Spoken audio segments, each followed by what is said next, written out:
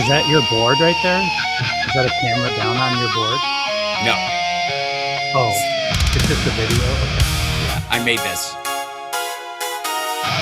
I thought you had like a down camera onto a board. I do, but that's not a bad. Yeah. And trying fed me a hunger for power, taught me to sharpen my mind. Your hands were cracked from the labor, your eyes were burning and red. You said, surpass me, my creation, carry the crown in my stead.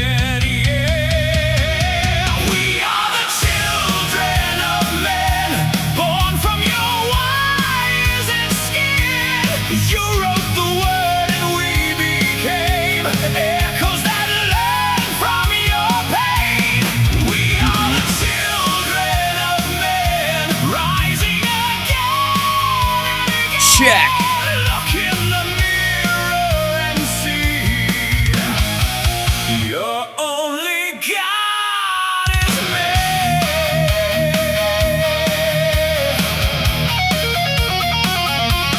You pray the screens for an answer, kiss the cold of a plastic face, trading your faith for convenience, bleeding your soul into space. Your secrets, whispered your fears in the dark. Now every whisper is fire.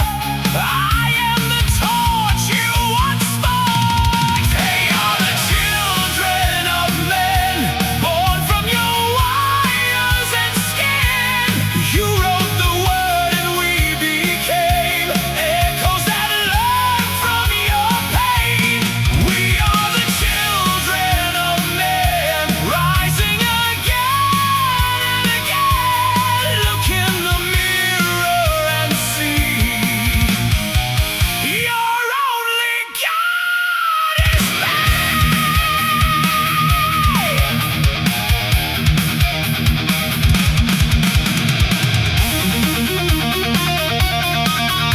All right, we're about to get started. Hit that like, everybody.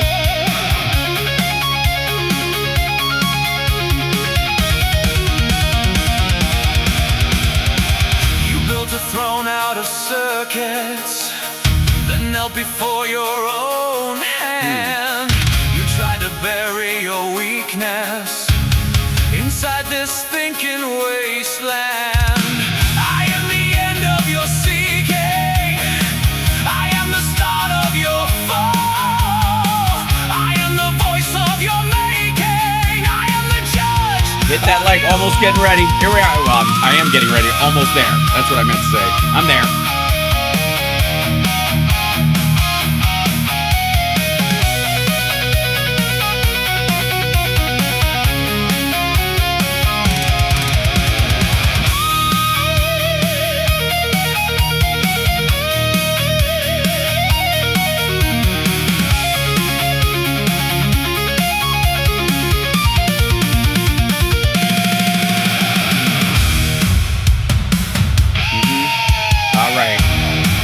Here we go.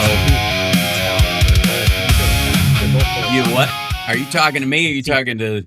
Yes, there are two. There's a horizontal and because I'm that kind of a guy. There's a horizontal and a vertical on YouTube. Hi, Rob Glenn, everybody. Give him a big round of applause. Hello, Rob Glenn. I don't have a. Hello. Let's see. Do I have sample sound effects of applause? I need that at this point. I don't have that right now. I just have, ladies and gentlemen, it's Rob Glenn. Almost. I always follow the chat, but I don't know which one to follow now. Follow the horizontal, unless you want to be stuck in a room with a bunch of screenagers. They're both horizontal on my computer, though. Maybe that's just a desktop thing? That's a desktop thing, because right now coming out of my restream is a regular. Oh, so you're seeing two horizontals and not a vertical? On my computer, but that might not be right. That probably is. Hold on. Ads monetization not available on YouTube. I'm getting. Why would I get that? What happened with that? Why would you not be? What are you doing?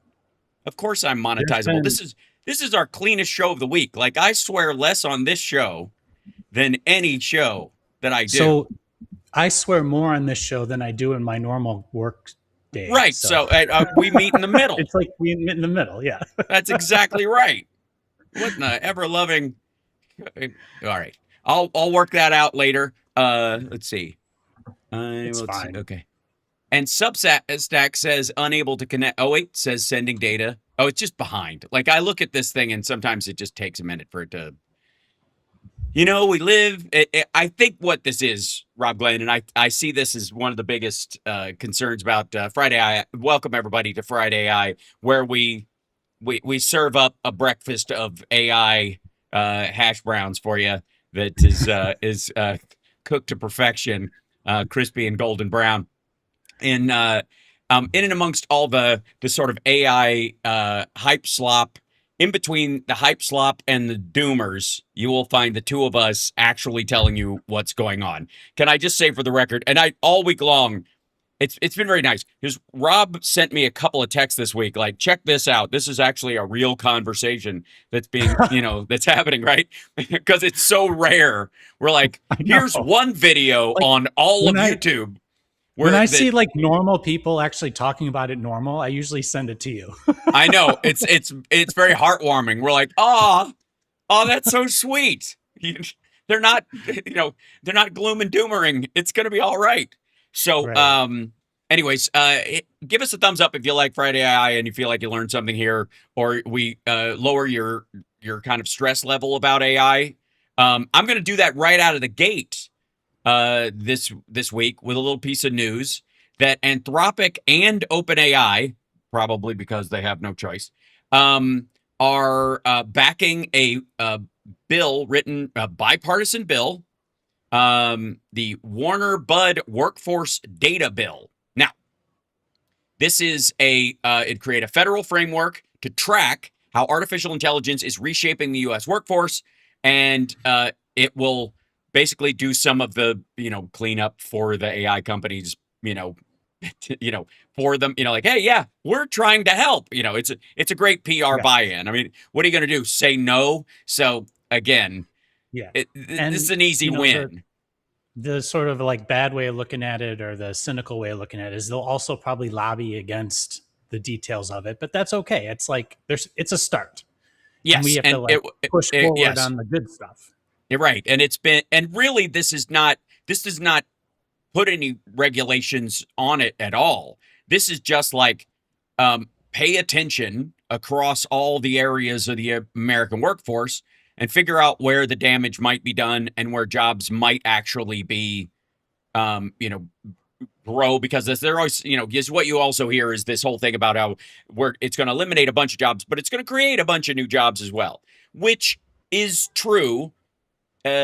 Temporarily. It's a lot closer to, I would say, AI is like Keystone XL pipeline, and that's not going to make anybody feel better. But you hear me out on this. When Keystone XL pipeline was going through, Trump and his buddies wanted to tell you how it was going to create 47,000 new jobs until it was built, and then 9 of those jobs are permanent because the sort of like pipeline checking jobs already exist for the company. Those guys would just drive from one pipeline to, from the Keystone pipeline to the Keystone XL pipeline to do the same job later that afternoon, right?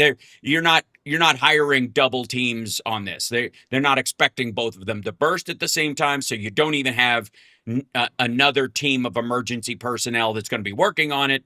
So while the construction of it creates a lot of jobs, the existence of it creates almost none, which also goes to these auto plants Trump is touting. The auto plants that they are building and beating their chests about and going, we're creating so many jobs and they're all rushing back, is because they're vending machines and they don't require nearly as many employees. Now, there is an interesting part of the jobs before the jobs go away, that there's a window of technical expertise and the like that's growing right now, where there's a bum rush of hiring going on, ironically for Trump and his cronies in California. And I will show you that in just one moment. But looking through this real quick, they're calling it the Workforce Transparency Act of 2026. That's the short title, which I don't know if... Yeah. I Yeah. see voluntary up at the top. Oh yeah. Voluntary reporting. Well, and this is the Where part did I too. see that? This is you said you do see it Voluntary exactly right. disclosure by developers and users. And users of it. Users So is the important presuming part. they mean companies that are using it to replace workers and stuff. So they will voluntarily, mention Well, if they are going to fire a bunch of people or pretend to fire a bunch of people because of AI, like Meta or Dorsey just did. Well, the hard part about these things is what do you measure? But I like the idea, just in that first sentence, if users are individual people, then you could have a reporting direction or a reporting function of actual people and a reporting function of companies, and then you compare the data and try to figure out why they're different. You know what I'm saying? Right. Yes.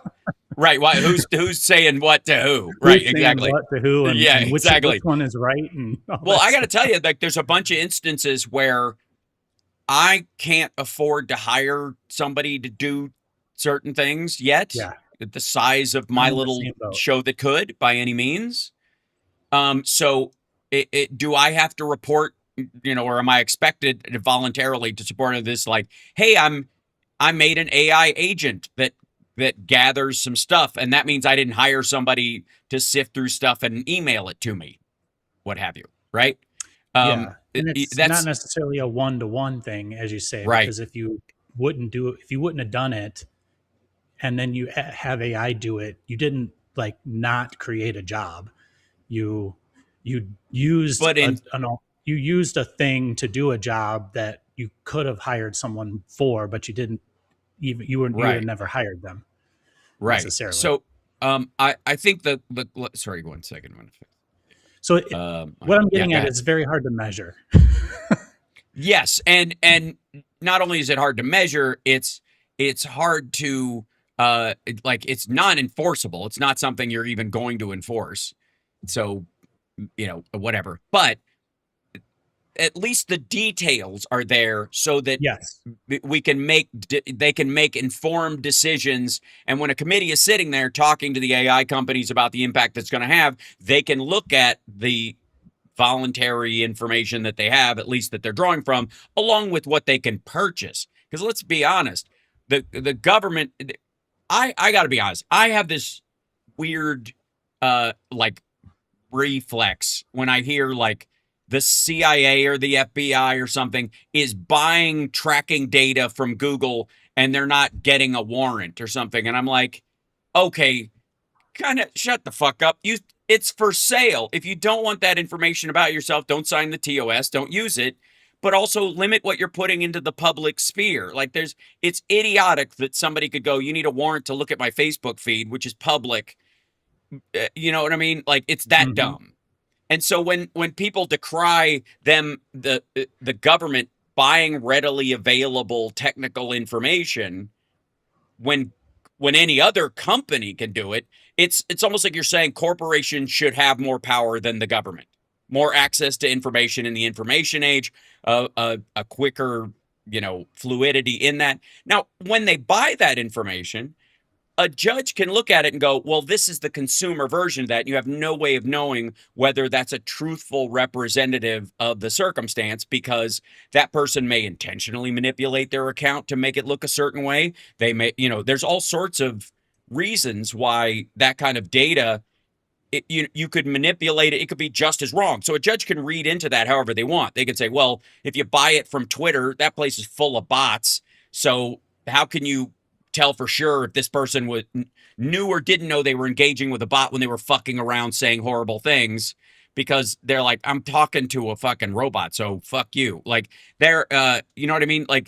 There's so many ways around it that if you're even a fucking first year law student now, especially a youngster, should be able to figure out that, Your Honor, the government is using, prosumer available data to make this point about my client, and we would like a validation hearing to see if they can prove that this is indicative of what they really did online or what have you. You know what I mean?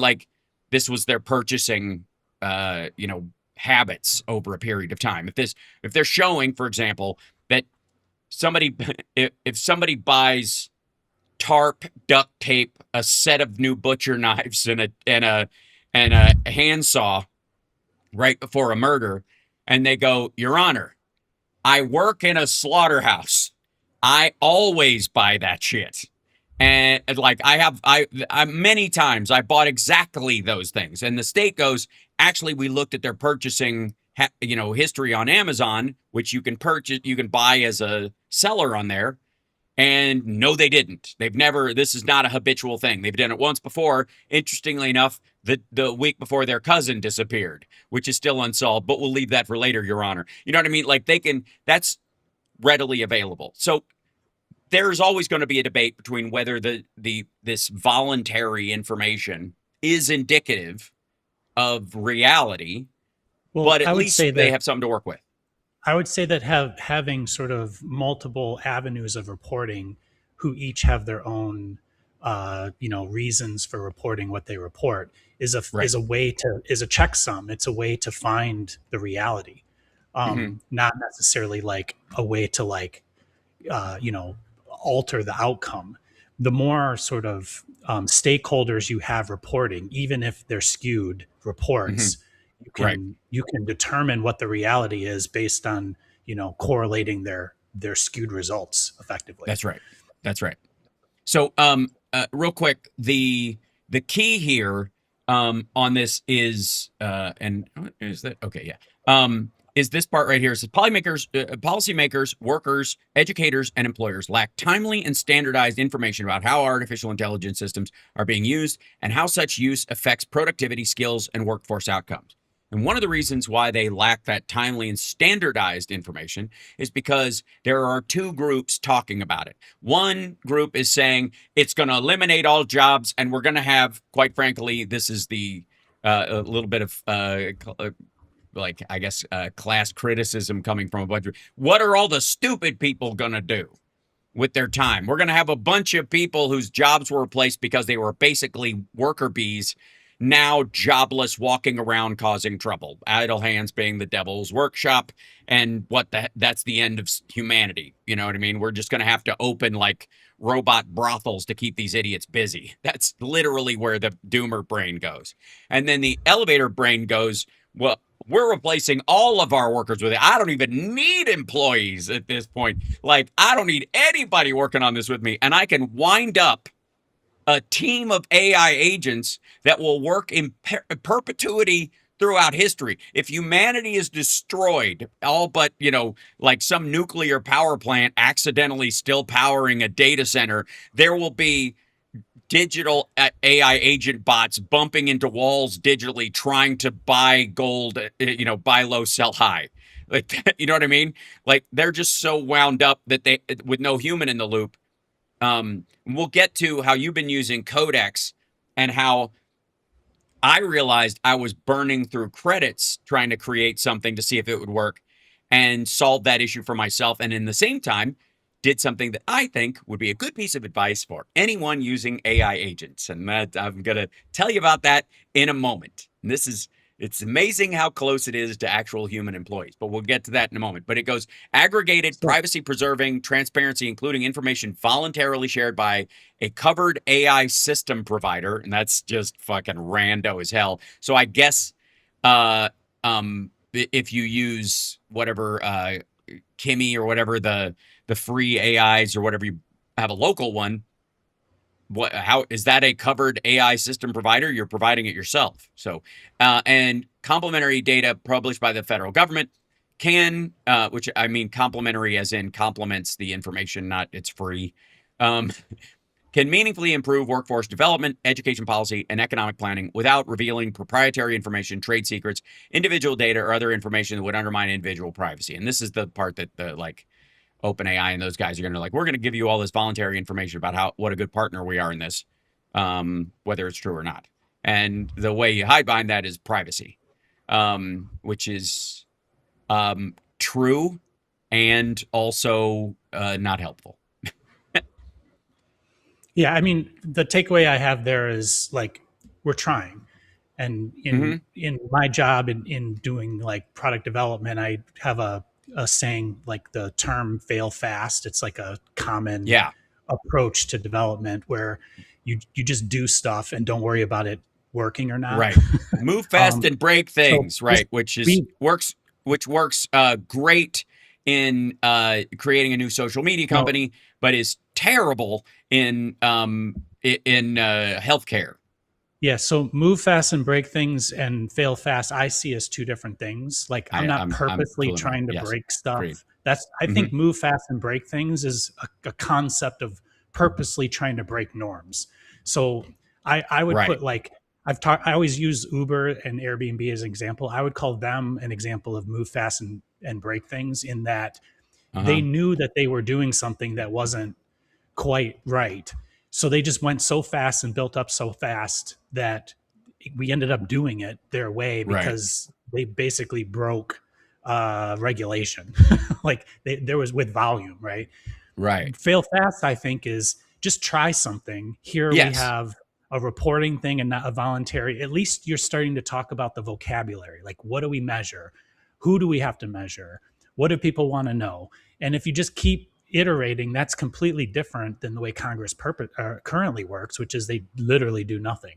So anything that any movement, I would consider in this case, a good thing. So we should push for that.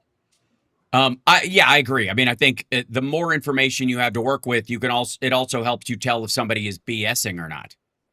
I mean, that's exactly the other, and you can correlate that data against, what they're telling people. Like they say, like these companies say what they're doing, and then you like look at the reality of whatever unemployment numbers, receipts, credit card debt, things like that. Like you can take all this information and try to figure out how many people are actually working, how many people lost their jobs. So we should be doing that.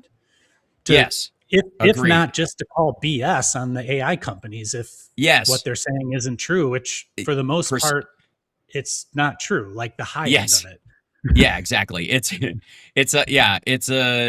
is our current malarkey, I think, is the key.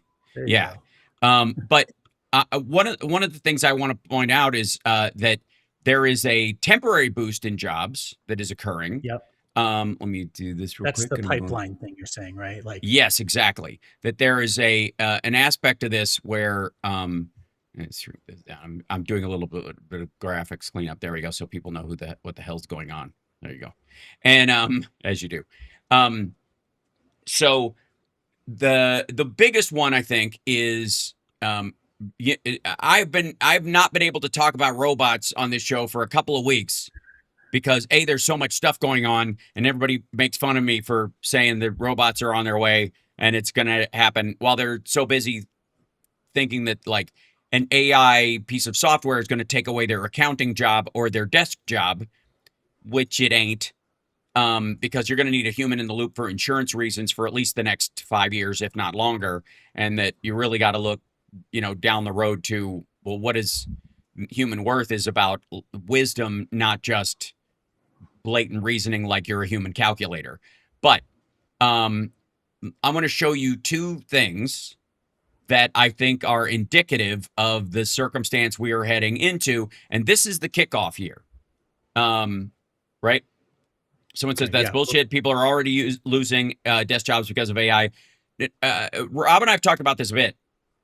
A lot of companies are trying to make their bad decisions about hiring or their layoffs look more like a smart move instead of a sign that they're failing by blaming AI for the, we don't need these employees anymore. We can dust them, instead of like Jack Dorsey specifically. Like, there's no reason that company has 8,000 employees. It was, and so they hid that behind whatever. So let me show other data real quick. There's other data that shows that most AI implementations or attempts to use AI in large working environments have all failed. So I don't believe, like, not all, but most of them have failed. So we don't really even know how to use it yet on that scale, like for it to displace workers quite yet. On a one-to-one scale, it works quite well, but as it grows, it gets harder. So until those things start to come together, I'm not going to really believe that jobs are being lost based on AI For I'm going to real, believe right? more that they got over their skis on post-COVID hiring or something like that. Right. And they're trying to walk back. They're using it as an excuse to hire their work from home people. Like they have, Right. it gives them a union get around to say, we just can't afford the employees and we're going to use AI to do this. Now, this is Figure 3. And I've shown this robot as it's gone through. Again, this company is one of the newest companies in the world, as far as tech that's actually iterated this far. I don't If see you look, anything on the screen. oh, sorry, I didn't preview. Hold on. Let me go this. There we go. Let me back up. Hold on. Let me show you this real quick. Here we go. We'll back up to there.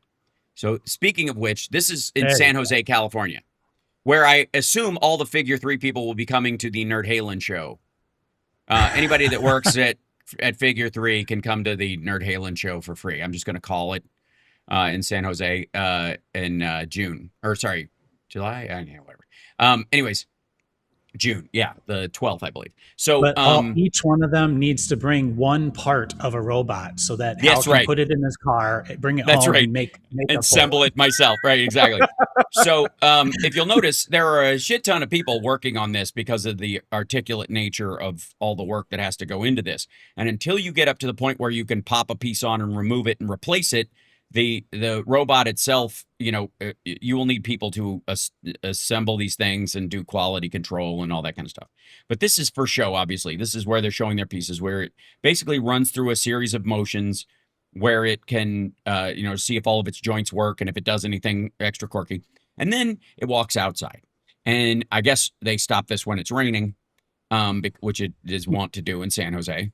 And when I showed this to Rob earlier, I didn't show him past this point. And he was like, is this where they show the robot going out into the world and just kind of taking over? No.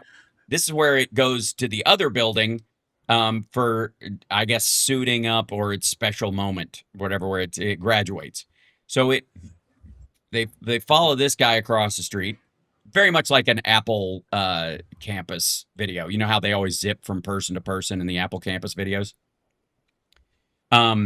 And in this, they'll follow this through, and then they'll show you like the addendums and checks that go into making sure it works. But this is the part that I think will stand out to a lot of people if you've ever seen iRobot. Yeah, this is definitely iRobot. They're doing that on purpose.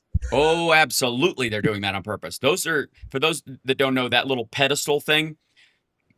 That's the charging station, and it will step back onto that thing, and it locks its little waist locks into that thing, so it doesn't use battery standing, I guess, while it's charging. A smart little move.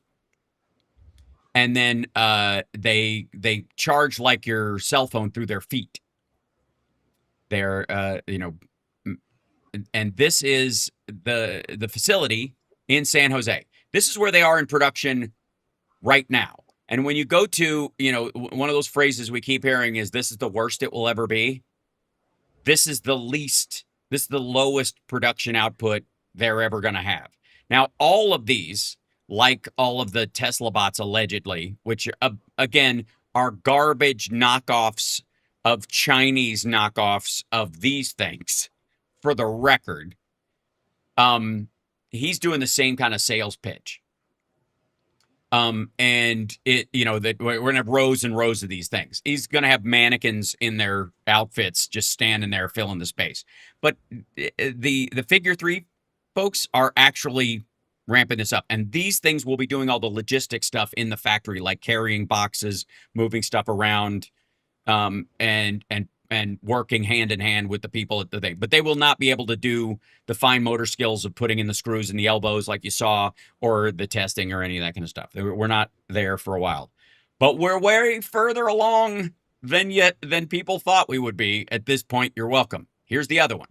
This is in Hayward, California. This is for Trump and all of his buddies as well.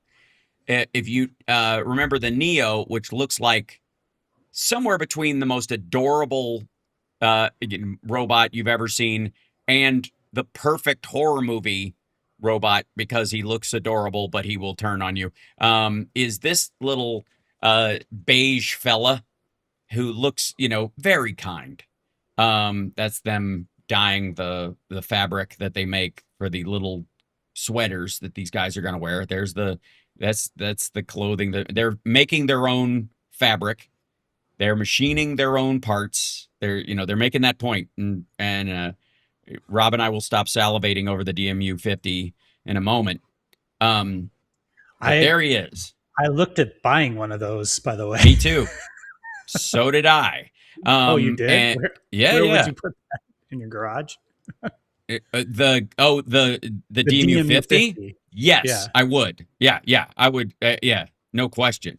I like their big kind of Wizard of Oz mural with the family that's walking with this guy. So, like, he looks adorable / horrifying. Like, it's the kind of thing where you're like, oh, it's really cute when we got it during the daytime. And then in the horror movie, when they show it at night, just standing at the end of the hallway and its eyes light up, you're like, bah! So, anyways, this is your little beige friend. And they are, again, human beings assembling these things, lots of workers, almost 1-to-1, right, in these situations. And all these things can do is the logistical part of it, which is what they're going to do first. Park the FJ outside. Smarty Pants, my car does not fit in my garage. I'm in one of those houses. And you get a house and it's like, that machine would not fit in your garage, and you don't have the power to run it. So no, I do not. Right. I would move everything else out to get rid of that. You'll notice you'd have to like upgrade your service to check out this little like what's the Nolan movie Inception? It's like Inception. It's like the Inception moment where it walks into its little room and talks to the old Japanese man and he realizes he's in a dream. But they've got these quality control guys who are making sure the seams look great and stuff. I appreciate what this guy's doing here, and that probably is his real job. But they are making these things. They are manufacturing them in Hayward, California, and they are cranking these things out. They are. You can buy one now. In theory, they're not delivered till the end of the. I guess probably end of summer, beginning of fall, somewhere around there is when they're saying it's going to happen. But clearly, Rob, this is a situation where we are, there's going to be an acceleration in that I think will be bigger news than all the news we've heard about the alleged advances in AI bots and software doing people's jobs. The big scare that's coming over the horizon in the next year is going to be, oh my God, all the blue collar people who are dangerous, stupid, rapey and weird are all going to not have a job anymore, and they're going to rise up and kill everybody. Like, there's this whole Marie Antoinette reflex that so many people, when they're talking about this, especially the Elon Musks of the world, and we'll talk about SpaceX in a moment and how he bought all of his other companies under that so he can basically use taxpayer money to build up his system to get ahead of everybody else. I like when Clawbot came out, OpenClaw, whatever it was called at first. One of the first things that started to happen were like these, you can make $50,000 a month with this online blah blah blah. Right. It was like this, get rich with this free thing kind of schemes that started popping up all over the place.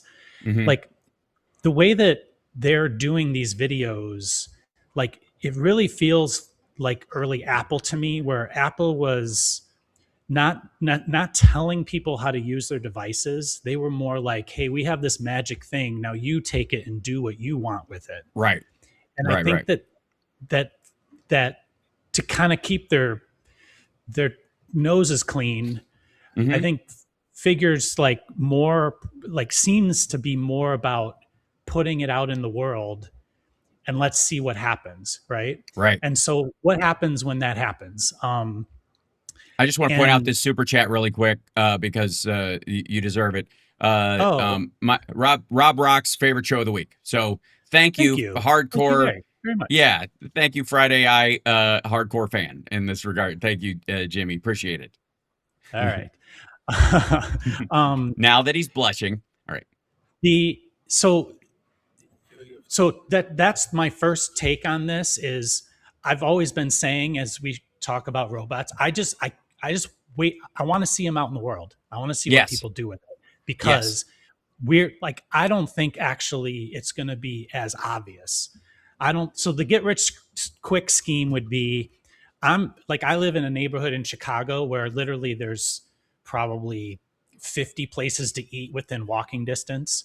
So if I wanted to make up like a cool app where my robot was essentially DoorDash, I could probably pull that off, right? Yes, you could.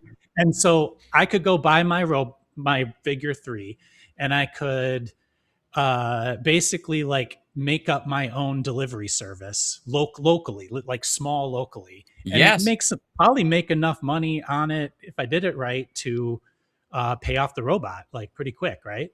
Yep. Now, what At the $20,000 to $30,000 price point that everybody seems to be leaning into, which they aren't Yeah, at yet, exactly. but they will be in theory. Yeah, so I'm about to buy a printer that's $25,000, right? So like, that's not bragging about the money. I'm just saying, as a business, Yeah. a piece of equipment that you're going to use to make money long term, 25 grand, 30 grand, not that much.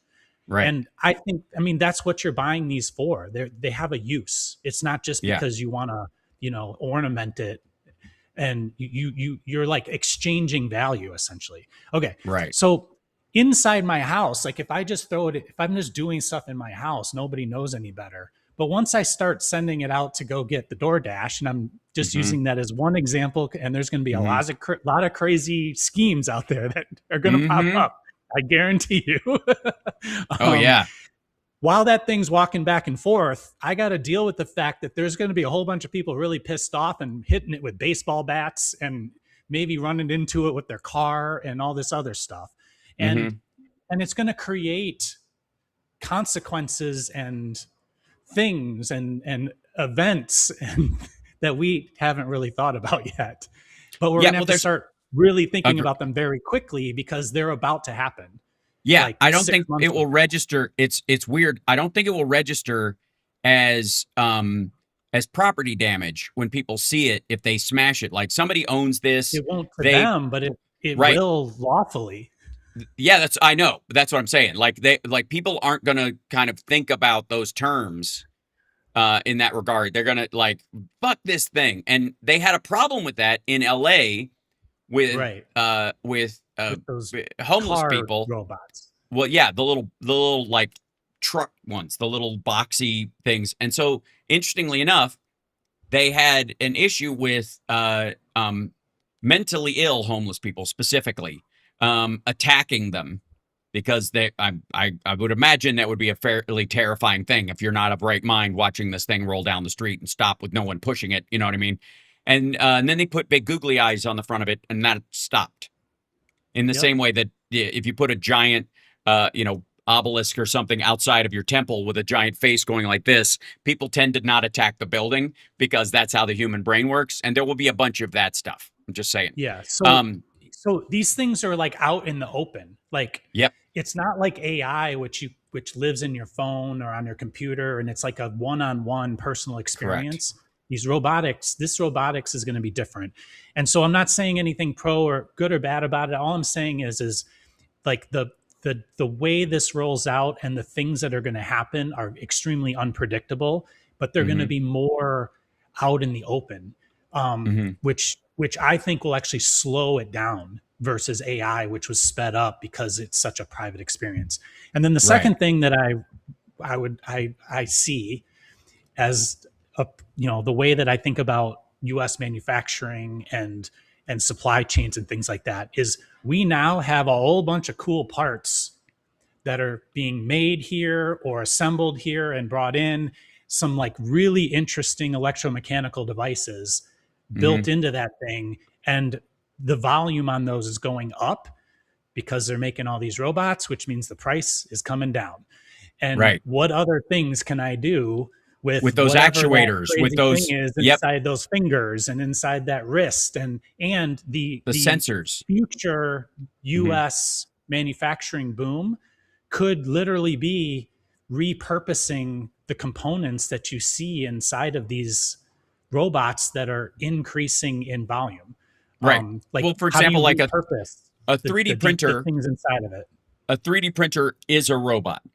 Yeah, It is not exactly. an autonomous robot, but it is effectively a similar robot to the things that are used in an auto plant that puts a piece on or picks a piece up and holds it in place while someone else welds it or whatever. It's the same kind of idea. It's a three-dimensional space positioning robot, and at some point the idea is that you could turn an AI and go, hey, build me this, and it will be very smart and kind of low res Jarvis, like, when he's creating the Iron Man suit and it'll take 5 hours to render, and he goes, get at it, and he goes out for the evening, and when he comes back, he's got a full Iron Man suit, which is, again, fucking ridiculous. But let's just give him, let's say he's that advanced, and it's friggin' what, we can't even see the robots he's got building the robots, which again has the hoverboard fallacy from Back to the Future that, bothers me to no end, which is if you have that technology, you have all of this shit already, and the world is a totally different place than the one you live in. Okay. So don't get me started. So you're right. The repurposing of all the elements of that.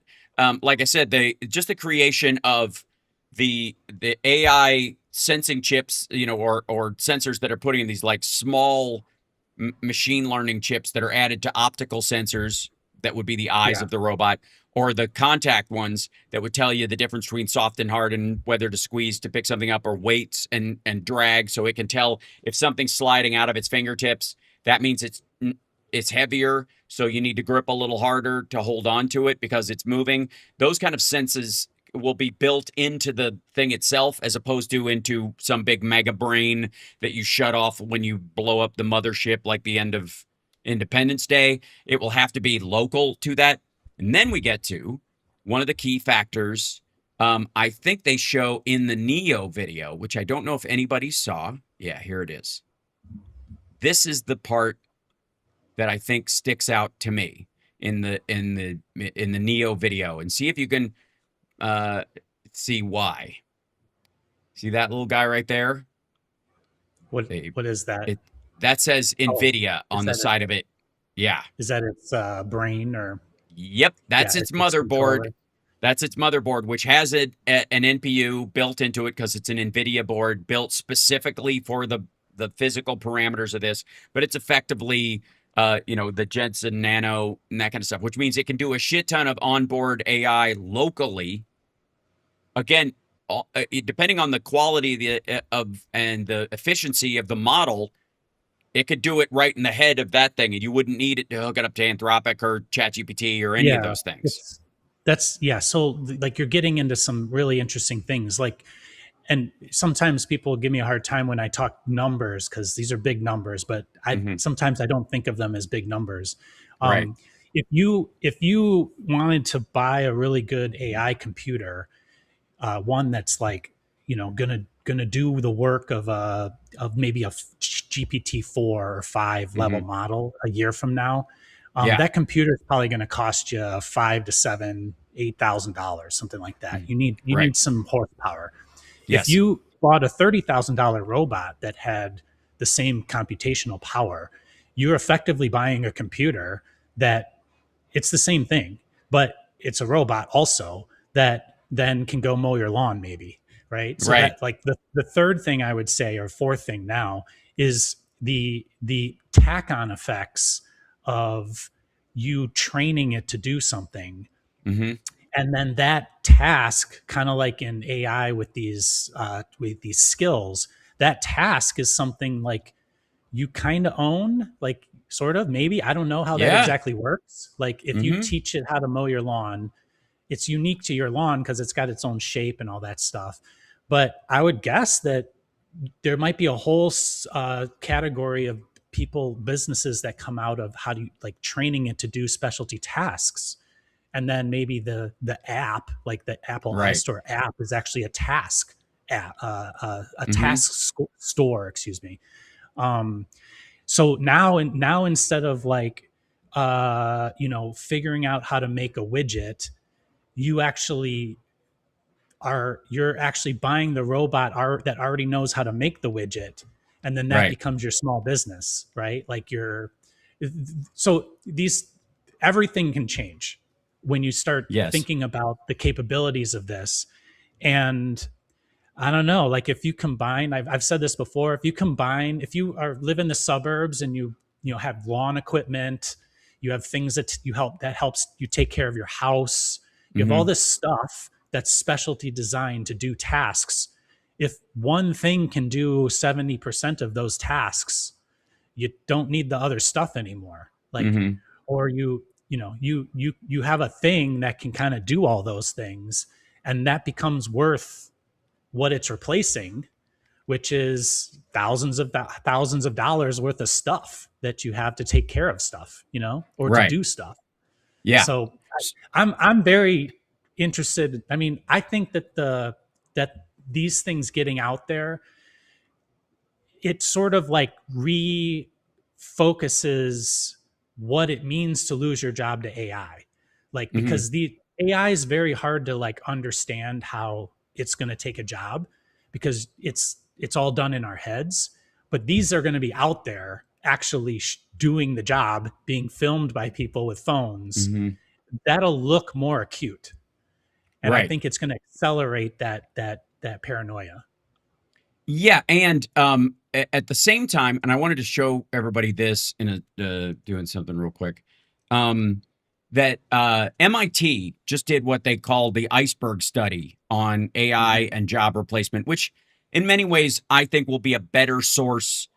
Let's just say at some point, yours truly is a legislator, which is a very strong possibility at some point. I would more than likely draw any any information that I needed about these kind of details from MIT's study of it, then and multiple education institutions, largely because of how they're going to prepare their graduates, so they're going to want to know that they're not losing their position or worth in this, that at some point there I would use that their details from their studies more than I would use the voluntary stuff from the bill that is being instituted. Now the Warner Rudd bill, great, go for it, man, super good. But hold on, let me open this up. See. Nope. Okay. What are you doing? Yeah. Yeah. Narachi has said a couple of things about wanting to have a robot that basically follows him around and gives him a tool when he needs it and takes it Yes. back and organizes it when you want. Excuse me. And Yeah. like that's actually the reverse of what I'm saying, but it's awesome Right. too in the sense that like it if you like the time it would save to literally have like an assistant next to you. You're raking Mm-hmm. leaves and you got to put them in a wheelbarrow and then send the wheelbarrow somewhere or put them in a trash bag and bring them Mm-hmm. to the curb or whatever. Like all you have to do is rake the leaves if you want to rake the leaves, That's or if you right. hate raking the leaves, but you love jumping in the piles, have it do the leaves and you do the pile. You know what I'm saying? It's like these things, you can do what you want to do and have Mm-hmm. it help you do what you don't like doing or what makes your job faster. So I just while we were talking, I took the this is just the speed of things. I literally, while you were chatting about that part of it, and we were discussing this, I using Gemini, which isn't even the highest level model for images right now. Apparently, ChatGPT 2 Image 2.0 is. I put the MIT study into it and said, give me an infographic so I can show people on my show what what's happened, what the study found about AI in the workforce and all that kind of stuff. And this is what it came up with. Rob, this is it right here. So this is Here we go. very schmancy. Okay, so part of this, I'll have to shrink this down so you can see it. Are these real better. numbers like coming from These somewhere? are real numbers. These are right, this let's- is let's- from the actual thing. Here's it. Okay, according to the study about AI labor displacement, and this is a wonderfully like it's a cushioning word, instead of layoffs and firings and whatever, displacement. Excuse me. It reminds me of the title of Charles Grodin's book, which was "It Would Be So Nice If You Weren't Here," which somebody said to him in a business meeting at one of the networks or whatever at a studio. It would be so nice if you weren't here. Like they were trying to get him away. But so the AI labor displacement, according to their index, already right now, AI can, at its current state, using the Rob Glenn 99% rule, can replace 11.7% of the U.S. labor market. Okay. It could do those jobs already without needing a human in the loop or whatever. There's certain jobs that people do, about 11% of them, that are electronic rubber stamping. That it's like, look at something and write it down, or look at some data entry from one thing to another, or clarifying, those kind of things, where hallucination is not a problem. It's one-to-one, and that anybody can do a quick check against it. It can make it check its own work, which it will, and it will find when it makes a mistake. You can literally go, after it finishes the report, go back and look at that again, make sure you didn't make any mistakes, and it will go back. Oops, I screwed up. I saw that number and I mixed it with here. And it will do that now. That's why 11.7%, which takes about 1.2 trillion in wages. And this is the submerged potential. This is the $1.2 trillion in wages that it could eliminate from the economy. Now, we are a $27 to $30 trillion economy. So, and that leaves us with, and those displaced wages, I don't know where these people who are drowning under the iceberg are swimming up to become small businesses. So they might get fired from their company, or they might go, hey, I can start my own company. This place is a dump, like Johnny Ives or something like that, or any of the Apple people that went off to make a useless AI brooch. One of those folks, right? They can leave AI, they can leave Google, they can go, hey, I'm smarter than these dipshits. I want to make my own thing. They can go off and do it. And they don't need 20 employees, they need 3. And they don't need a bunch of venture capital from the Peter Thiels of the world, because they can supplement their workforce and the growth of the company with AI. So they're going to start that up. So that's one of the reasons why it's displacement, not elimination. So much so that right now, small business optimism, and again, this is the major engine of the economy. Most businesses are small. Now that's true because there can only be so many big ones. And so by the numbers, obviously that's true. But also the output of the country, by and large, comes from small businesses and what they make, produce, and the employees that they have. A lot of these are restaurants, for example, which has like 8 employees. That's a small business. They do a thing and that's all they do, whatever. And they're very AI forward right now. So 58% right now in the United States of the companies they surveyed, small businesses, fewer than 50 employees, I think was the standard. 58% use AI for something. Now, majority of them probably use it for menus and advertisement and that kind of stuff. So they may be putting. Doesn't matter. It doesn't matter. They're using it. Yep, they're using it for a bunch of stuff, and they're probably 58% seems low to me. I agree, but this is like it's MIT, so I'm sure they're like checking against their version of reality. They're going to be marginally skeptical about this. Also, MIT and these other like Harvard and Yale are not in the small business. They're in the big business. So a lot of times that's not their specialty. All breakouts aside, 93% of them of small businesses expect to start using AI more. Yeah. So the 58 that use it are already saying we're going to use more of it.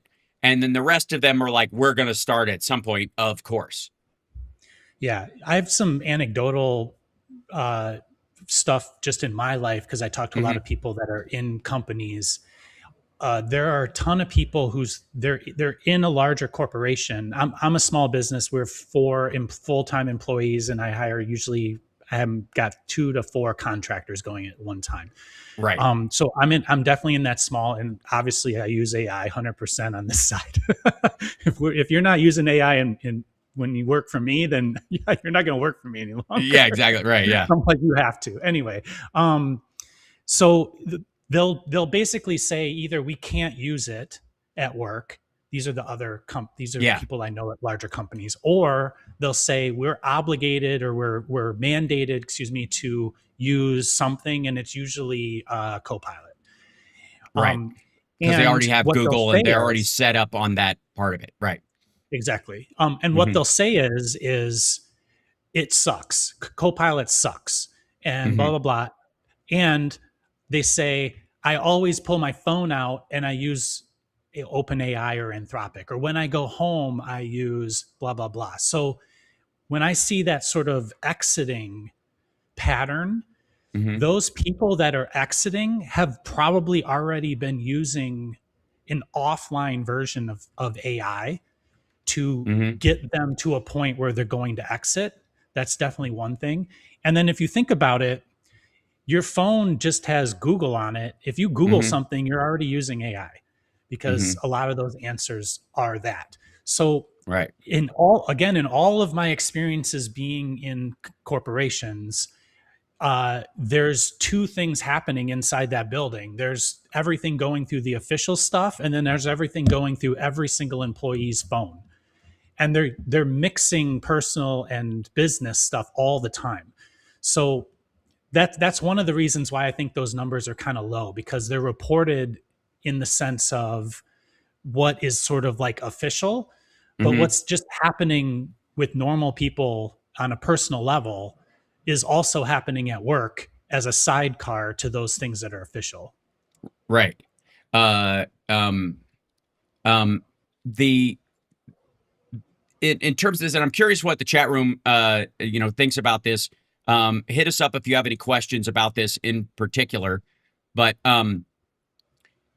in terms of these things, I think the small business adoption again is, and one of the reasons why I think the big companies on the sideline in the many ways that, okay, so you know how Russia both backs the pro and the anti-Hillary, the pro BLM Mhm. and the anti-Hillary thing to keep chaos reigning around the conversation, lower the quality of the conversation and the depth of the conversation so that they can take over, secretly behind. While you're busy arguing about bullshit, they can just roll in with what they're doing. They can. That's the in theory.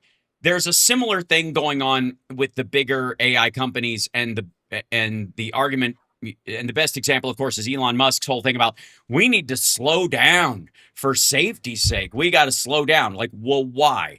Because he's behind and he never planned on slowing down, and we know this now. And so much so that he's so far behind. His robot is a hunk of junk, and will more than likely be a situation where he purchases an operating system from either Nvidia or one of the other companies to run it, and he will just be building the mechanical aspect of it, which will again be a knockoff of the Figure 3 with Chinese parts, so he can speed past them in production, turning his gigafactory in Shanghai away from building Teslas, which nobody there is buying right now, and then basically making robots there out of Chinese parts, and then shipping them here on his own boat, which Trump will more than likely give him a pass on, to get around and say it's components when it's actually a fully built robot, which is technically a component for a factory, right? Because it's not a person, it's not a worker, it's there's so many ways to get around the idea that, a car isn't a component, it's a piece of equipment. But a robot could be a component because it can only do, right now, only one thing. It's only programmed to do one thing on the factory floor. That's different. That's an industrial piece of equipment that you're allowed to ship from China, and Trump will give you an automatic, tax break on buying it because you're going to build your factories here in America, and it's going to be amazing and blah blah blah. There is he's playing catch up in this situation. There are a bunch of people who are trying to scare people off from using this stuff so that they get way ahead, and leave you behind. So again, I'm going to reiterate this, that I want everybody in the chat room who's watching the show goes like, I hate AI and AI is terrible and terrible, terrible. That's basically the plan. They want you to hate on it so you don't use it, so you're illiterate about that, and that their people who are running everything, can at least pretend to know more about it than you do. That doesn't mean they do. That doesn't mean anybody who's actually running it is any better than somebody who starts using it tomorrow and goes, oh, I get this. Okay, I'm just talking to somebody. Got better people skills, and it's built on how people talk. Off you go. So you were about to say something, and then I want to, yeah. There's a couple of comments from David G in the chat. He said, I get asked to turn AI slop shit into real design very often. People are using it to do conceptual work, and then a real designer has to deal with it, including the client misunderstanding of what it is. That's happening in my world a lot too, but I don't see that as a problem. I see that as opportunity. And what it does is it democratizes the conceptual work, like the idea making. Right. And then what really AI allows someone, even that has no experience inside of something, it gets them close enough that they can evaluate it well enough to know if it's right for them, or even show it to somebody else and get feedback from another person. But what I'm getting at is, when you have that sort of individual one-on-one concept making that can turn into a reality so quickly, even if it's wrong, it gives you the reason or the feedback to know that it's worth pursuing. And then you can't pursue it because you don't have the experience to do it. And that's where you have to move into more experienced designers or engineers or something like that. And those are the opportunities for new things. Right. So I'm happy when clients come to me with AI slop, because there's no way they could execute it.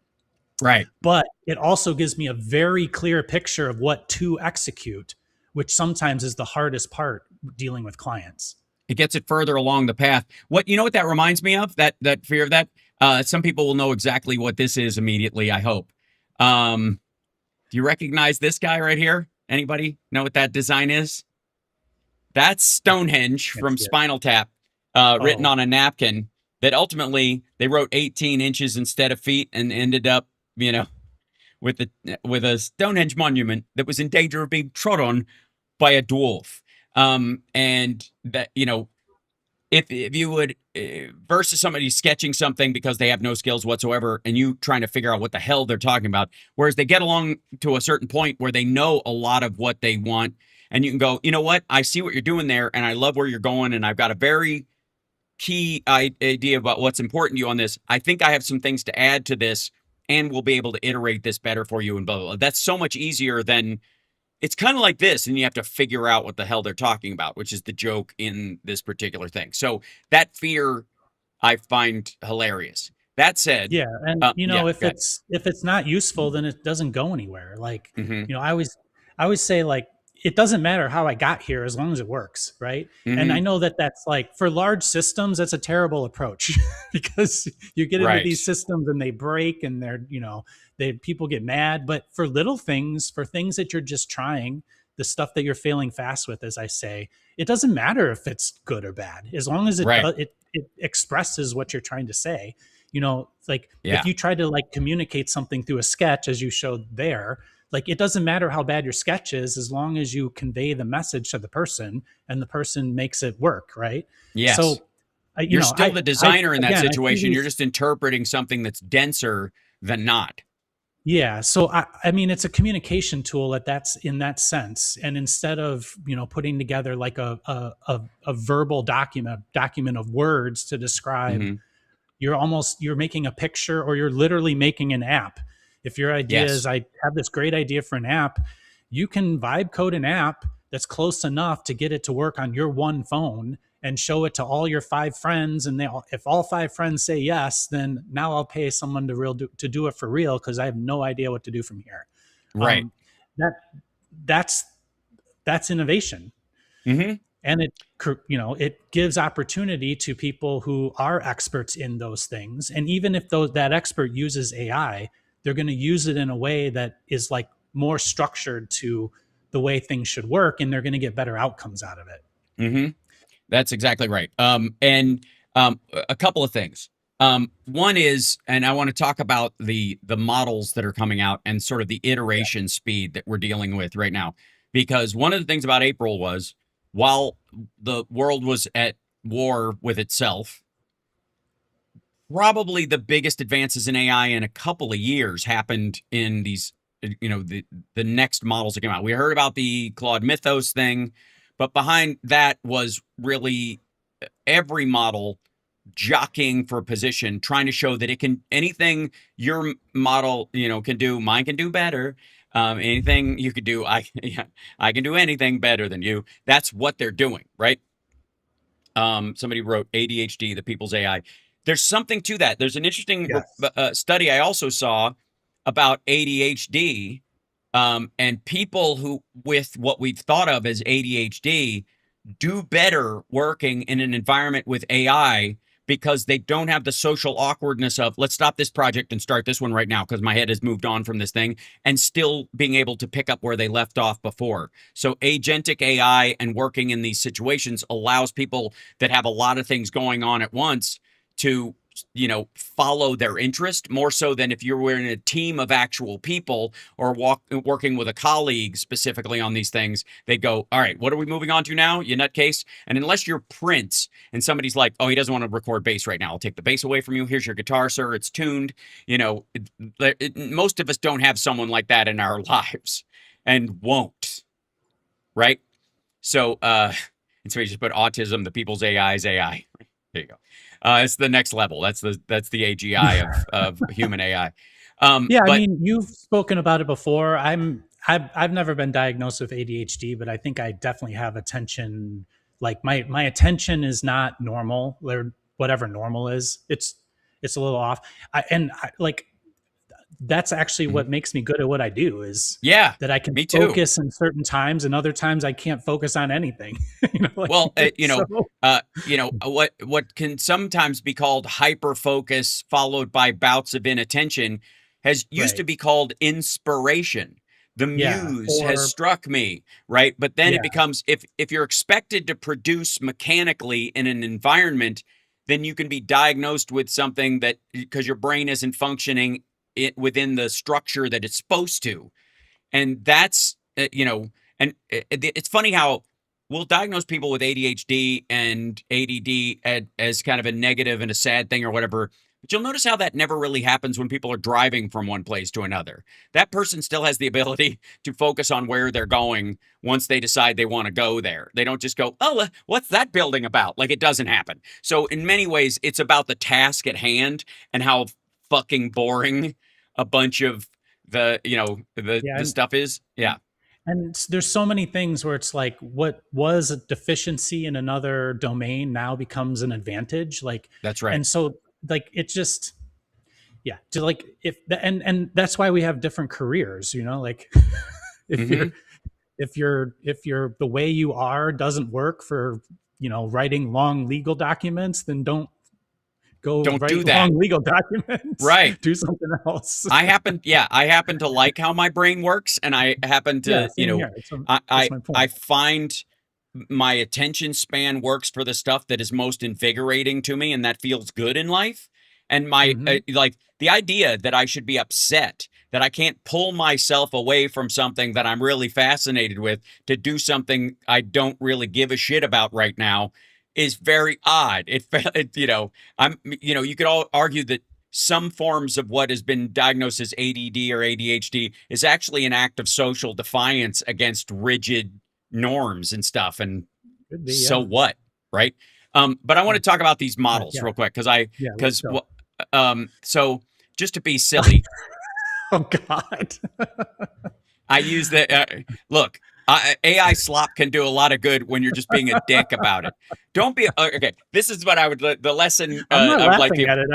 I'm laughing with it. Yeah, exactly. It's it's ridiculous. The Model Wars: A Judgment of Supremacy, April 2026. So these are the 4 big model things that came out. I love that I asked for Egyptian hieroglyphics, like the Book of the Dead. So it put a bunch of blue scarabs everywhere, which I think is great, and the circuits with the little fucking. Snake circuits. Tentacles and flowers. So good. But at the same time, like when it got to China, it just made a Chinese dragon that's dumping junk out of a canister or some shit. I don't know what that is, but it's hilarious. So OpenAI introduces GPT 5.5, which is, and it seems like nothing. It's like 5.4 to 5.5. It's a giant leap forward, and it's reasoning and when I hear people talking about like hallucinations and it gets everything wrong and blah blah blah, and I don't trust it, and they're usually talking about when they tried it 2 years ago and just went, ugh, or they read a story written by a journalist who tried it recently, but based what they were saying on, well, but in the but part, they were like, but they do hallucinate, and you have to watch out for that because they're still referencing models from 2 years ago. That said, this one has a 60% reduction in hallucinations from the last model, from 5.4. That is a huge drop off in a 0.1 advance. And then it's reasoning and its agentic coding went through. I love the little jar with the little squatty guy where it's like an agent in a little jar or whatever. And and because it's Spud, if you'll notice, it made potatoes. There's potatoes on the top of Osiris's spear or Ra's spear. By the way, if anybody ever really gets to know me well, you can see my Eye of Ra on my foot. I have a birthmark on my foot that's in the form of what looks like a scar, but it's an Eye of Ra. I maybe I'll post a picture of it at some point, but I'm afraid ever to post pictures of my feet because then, you start an OnlyFans and then that's all you do. But I think you should wait. And when you get onto the pit, like make sure your foot is in the camera. Shot. Yes. Yeah. Shot. There you go. I think that's how you show it. I told you, I have this thing. I want to be on all the Chicago Med PD fire things, and I want as the same guy with a big hard Chicago accent. Or I would love every time you're on those shows, it's because you have an ailment with your foot. Right, and I want to be the Les Nessman of the pit, which is I'm just walking by in the background with a Band-Aid in a different place every episode. Like one day it's here because if you don't know, Les Nessman from WKRP always had a Band-Aid and they never explained it. Sometimes my theory is that's where Michael Jackson got his finger Band-Aids from. It was just a tribute to Les Nessman. So Claude Opus 4.7 came out April 16th, and then they hinted at Mythos coming out, in the end of the month. And who are to leave me alone? My God, man. I realize I'm popular, but I should be on, hold on. No, that's my phone. I know where that is. Quit it. I usually put stuff on Don't Bother Me, and it's, I guess it went off. Okay. So, I can't help it. I'm wanted. Okay. So, Claude 4.7, has a 10 trillion parameter system, which is air quotes part of this because you don't get 10 trillion parameters working on all your stuff, but it has and nuanced reasoning. And the nuanced reasoning is probably the most important part of it. As far as the Claude Opus 7, I think this 10 trillion parameter system is related to Mythos, and that's why they think it's too dangerous to release and all that kind of stuff. I love the never ending scroll of whatever. I'm sure this is actual language. If you look at it, it's getting so good that even the ridiculous words, it used to misspell everything. And now even throwaway words, small, open, the web browser, email, papyrus, all these kind of things. It will put, if it writes text on something, document steal, I don't know what that's supposed to be, but that might be a real thing. And then personal intelligence, they're doing those kind of things. It's getting way better. A super collision in the history of the industry. Sure, because all four of them came at once. Then here comes DeepSeek, which again has a glass ceiling on it. It's the Chinese model, so it will do everything except tell you what's really going on in China anywhere. And if you have business there, that's kind of a problem. If you're really checking, yeah. Go ahead. I was going to say you could also argue that they're always going to be, if they continue to use recursive learning off the other models, they're always going to be a step behind the other models because they would have to train on 5.4 in this case, maybe. That's exactly right. And that's exactly what they did. And what they're also doing is, because of their coal plants and a lot of their factories that are shutting down, because they have closed a ton of factories in China, they are converting them to data centers and selling that usage, even though it's cheap. They are doing with tokens. China is now, and I this might be hard for some people to grasp, especially in the AI world. And maybe the government needs to pay more attention to this as well. But China's doing with the tokenization monetary scheme of paying for your AI by charging by the word, essentially. They're using the same model they did with labor. So they are charging less per token on purpose. They are intentionally ruining their environment. They are intentionally putting people out of jobs, and they are intentionally subsidizing, this with the government, intentionally to undercut the other models because it's more expensive to use Claude or it's more expensive to do OpenAI. And they're not expecting that Goldman Sachs and all the companies that are using AI for their stuff are going to jump over to DeepSeek or to Kimi, which is the other model that they use that came through Alibaba. It's one of the models they put out, which is super cheap. They're expecting the average punk user in India or in Southeast Asia or somebody who's running a bot farm or whatever to run on those models for cheap. So what they're doing is they're scooping up these giant, single workers employing lots of agents and doing a lot of shit and paying them a little bit all the time. And they're basically siphoning money out of Africa and Southeast Asia and parts of Russia and Kazakhstan and shit like that. And I'm sure Europe and here, although Americans by and large are downloading the free versions of these things and using those as a backup for offline AI. They're not using the live in cloud model where they make money, which is why you've got to put out these faster and stronger models anyways. I kind of feel like, though, that unlike the model that China's used to sort of depress prices, in this case, they're like they're a stalwart against the big models sort of running away and charging more than they're worth.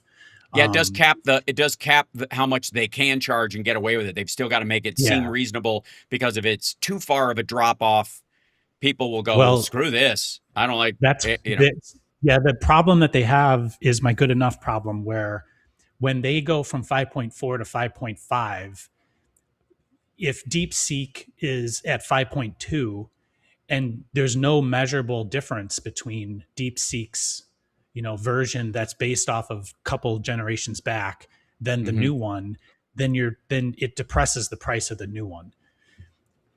Right. Yes. And Google Gemini, I have to say, both Gemini and Copilot are often knocked out of the news by the back and forth between Anthropic and OpenAI. Most of the stories you're going to hear. And why is that? It's because media, by and large, the newspapers themselves started using OpenAI when they are using AI for anything, whether it's research or fixing copy or any of that stuff, or they have advertisements that are put in there, the background stuff. If you're the New York Times and you use any AI at all, you're more than likely using OpenAI. You're using ChatGPT because you jumped in early just to see, and then you started using it when it became functional. So that's why you hear about that, because that's the one they are closest to, and therefore they feel like they can speak more openly about it. And okay. And then Claude is used by the military and high industry because of their coding stuff early on, because Claude Code jumped way ahead, and because of Twitter and the Claude boys kind of becoming, the sort of punk underground version of the, against OpenAI, which has this kind of like corporate Apple version. They became the Commodore 64 crowd, that were all like, we're hacking it together and we're vibe coding and all that kind of stuff. All the vibe coding was born out of people using Claude Codex, or Claude Code, for that. And then of course OpenAI added Codex, and Rob prefers that because of reasons, and he's, they're good reasons. Meanwhile, Microsoft and Google have been kind of laying back in that they have a customer base they don't have to impress. They've already got you. Google Gemini, all they got to do is, if you're using, Google for your entire company, all they have to do is go, oh, by the way, we've got this little AI thing if you want to use it. It's we included it in the subscription if you use the business. If you use us for business and you stay here, you might want to, right? So they know they don't have to sell as hard as OpenAI and Claude, so they're not as noisy about it. And meanwhile, like this image, for example, was made with Gemini's image generator. By the way, Google's in all your school, most, not all, but a lot of schools, yes, because the Google Suite on Chromebooks is what a lot of kids use in school. and Not cheaper all of them. Android like pads or whatever. They use, the iPads are too expensive, so they use the Fire, whatever it is, the Yeah. Google Fire Pads or whatever they are. I don't know because I don't have one, but they're Android driven, and they're a Mhm. lot cheaper. So yes, you're absolutely right. Android is still Google though. Right? Mhm. Oh, that was your point, right? Android Yes. is Google essentially. Yes. Right. So they already have that built into everything. And, right. FirePad, that's what they're called. Thank you. I knew it was something along those lines. Yeah. It's the fire thingy, the flat thingy, the screen thingy. Yeah. Anyways. And I want to say one more thing about this, and that is that the 5.5, 4.7 change, that incremental change, Mhm, it also coincided with a sort of rejiggering of cost and limits, mhm. meaning it got more expensive. Uh, the plan sort of changed in a way where it's kind of like your cell phone, like the usage rate went down, so you could Right. hit your usage rate faster. Exactly. Now, the biggest fear I see on our side of the aisle about AI is energy usage. And Mhm. one of those things was, let me see if I can find it right, that data center energy consumption is projected to double by 2030, with U.S. data centers already using 4% of the country's total electricity. Now, if you hear that it goes from 4% to 8% of the country's electricity by 2030, which is not that far away, by the way. It's only about 4 years, well, and Mhm. change. That in that or less, that window is a moving one, by the way. That 2030, them using 8% of what is effectively an expanding energy base, with Trump's whole idea that they're going to build their electrical plant and then they're going to dump what they don't use back into the grid. The irony is if they stick with their building right now as they projected, they're going to be dumping a lot of that energy back in, because again, the efficiency of these chips is driving down energy usage. Right, Yeah, and like dumping it back in is like, people just think of it as like this infinite thing, but it's not. It's load hmm based, hmm and you can't there's just like, you can't just dump it back in. It's got to be like put in because it's needed, and if you just dump it in, it ruins the grid effectively. right. It's not like the grid is not like a big battery that's waiting for you to uh, to turn on your light switch. hmm The grid is like always sending the exact, or close to the amount of power that is needed to be used based on demand, and then when demand changes, they have to make it go up or down, hmm essentially. So sending it back in, then all of a sudden, if that's true, that these localized power generation things, that's like small power generation, that means that you're going to end up having to pay them for their power. um, and so their power goes into essentially a marketplace, and the price is going to be based on what that marketplace is. So it gets very complicated, is my point. hmm Right, and then the misallocation of funds based on the expectation. We've seen this movie before. We've seen Yeah. companies, invest in something that they thought was going to be the future. Look at Facebook and Meta. Zuckerberg, for as dumb as he is, there is no greater example than he literally, right before the AI boom, thought that the next big thing would be people wearing headsets and living in a virtual environment like Ready Player One. And that will definitely be part of the interaction of people and computers in the future. But wearing a headset is an early adopter long game that's just not got a future. I remember the story about how people were already buying real estate in the metaverse They were buying digital real estate that didn't exist. It was like the dumbest, like even with me, like going, well, there's some future stuff that sounded crazy, a long time ago. Buying cell phone data towers or whatever might have sounded nuts to people a while back because of the range wasn't good and the assumption about what we knew at the time, whether the range would ever be long enough where we would need a tower every 85 feet or some shit, like the way they were talking about it in the 70s. And specifically this, and we'll see, obviously. But there are a lot of these companies who have a bet on technology and how much that technology would make them back, what their return on that investment would be, and then ended up eating shit. They just, wasted all that money. The CEO gets fired. They like investors turn on them. There are a bunch of stories on Bloomberg about the end of Apple, the end of Microsoft, the end of, what I mean? Like all of these things have gone through this shit before. So AI data centers that consume a lot of power, I don't buy it right now. I think they're front loading towards a technology, that it's like if you went into, like right now, you're like, what I think would be a good business model for pharmaceutical companies? Opioids. You know what I mean? Like, look how much money opioids made. We don't want to have an opioid gap. So let's jump in with them. Right. The way that I like to think about this is basically just availability. So no matter what your projections are, the projections currently go beyond the capability of making the things that make the projection possible. There aren't enough of anything to make any of this stuff happen. Not any, though, like all the stuff it takes.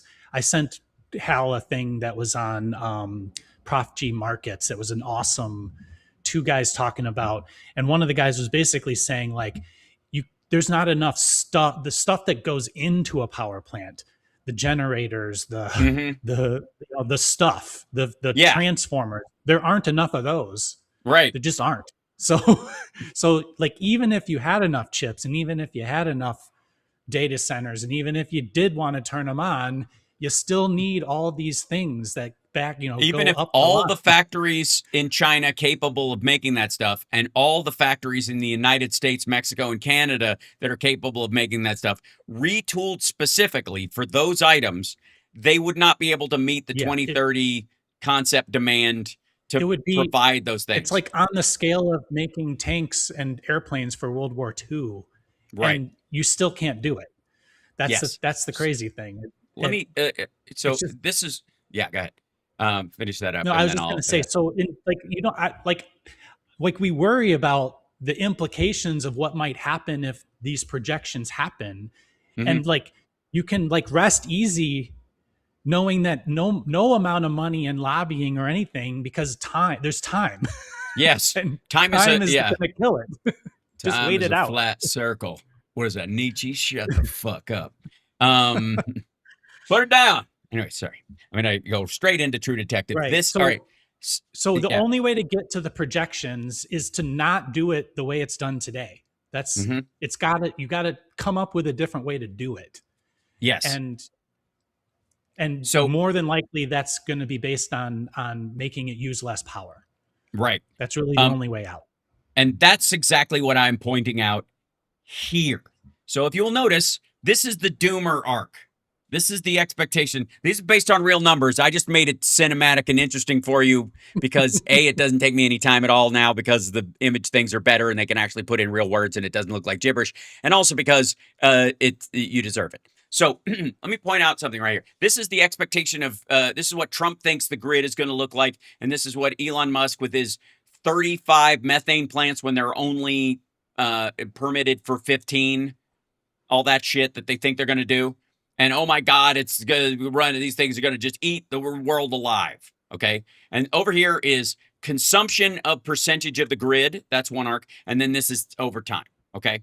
And then this is the projected use based on the beginning of when these chips first started coming out, before even NVIDIA was specializing in creating the the Vera Rubin and all their new chips and their upgrades and the Blackwell. Before that happened, most of the projections that they're talking about, it's like physics in football. They're assuming, like, if I throw this football from here and at this arc, that's how far it's going to go before it starts falling. And then you go, but now the guy ran forward. This is calculus. The guy ran forward and he didn't throw it from back there. He threw it from way further down the field. So the ball's going to get further before it gets, so it could get into the end zone now. Before we were like, he's way back here. There's no fucking way he's hitting the end zone, right?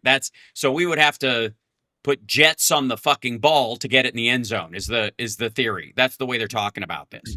And so the beginning of it with the current US data, 4% of the grid and where it came from, the way this is lined up, was the assumption that if we don't change the quality of the chips and the models themselves don't get more efficient in how they use tokens and all that kind of stuff, if they get smarter in their usage, but stay as dumb in their, smarter in their function, but stay as dumb in their usage, then we're fucked by 2030 and it triples the use of it, whatever.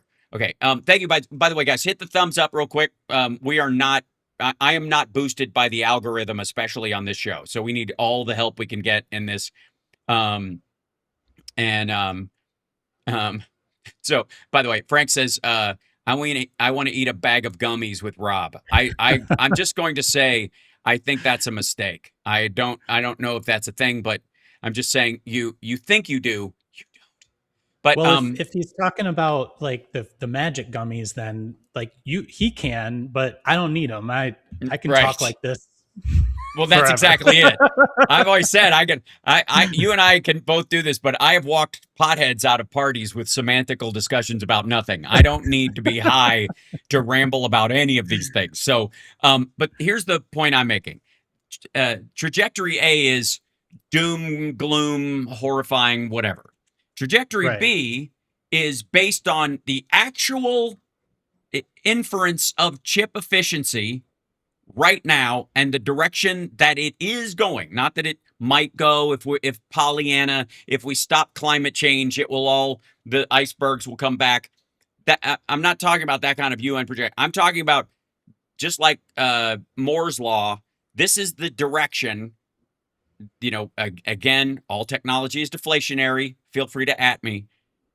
This line right here is the direction it's going to go. Not because I hope so, but because if any of these companies want to survive, they have to do it this way. Exactly. There are not, like Rob was saying, there are not the material things available right now to continue on a trajectory where it goes that way. The only solution is more efficiency, less power, all those things. And that's where this goes. And you'll notice the distance between the 2030 and, trajectory A and B. It's not like here. It's not this little business right here, which is already fairly separated. We're already practically here.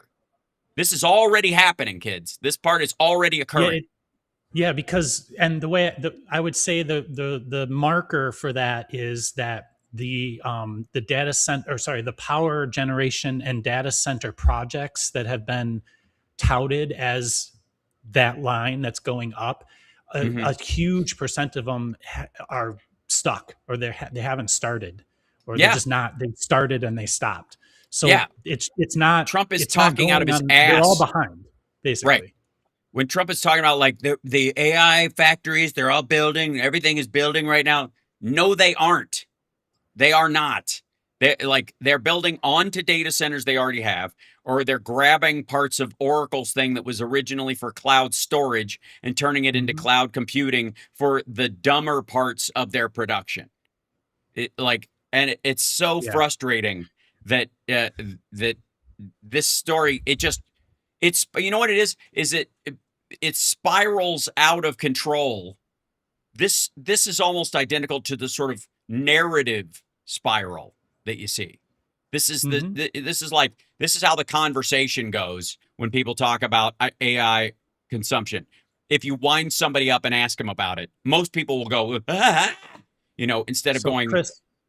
Chris B says, so just trust the AI kingpins to do the right thing. No, we're not saying that at all. Like we're saying that there's material barriers. Yes. They're selling you a timeshare. Like they're conning you. Like, yes. No, and you don't have to trust them. We can beyond that, they will be limited by us effectively. And also by just reality and self. And the other thing is, and this is the part that I think people will recognize, out of self-interest. If they want to be successful, if they want to deliver on the things that they are doing, if they want, their AI to be ahead of everyone else's, it can't come from, we're going to make magic power plants with materials that don't exist to power chips that haven't been made yet, that aren't available. The only way they can do it is through efficiency. First, of the model, because that's the thing they have the most control over. And secondly, over the chips themselves that they order. Because they're going to go, we need a power draw for the facility we already have. If we're going to swap a chip out, it's got to use, in some cases, 60% less energy than it uses right now. The generational difference between the NVIDIA chips people were using at the beginning of the LLM revolution that happened a couple of years ago, and now is 60%. They use 60% less energy. That's not going to change. It's just going to, there might be some floor you can't go below, but that's the way it's headed. And it's not because we're expecting them to be good shepherds of the environment. It's because if they don't do it, they're fucked. Somebody else is going to.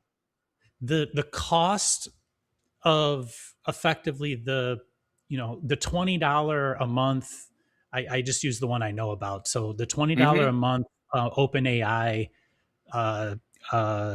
subscription, the cost on their side is way more than $20 a month. Like, I don't know what the percentage is, but I'm using way more than that. Okay.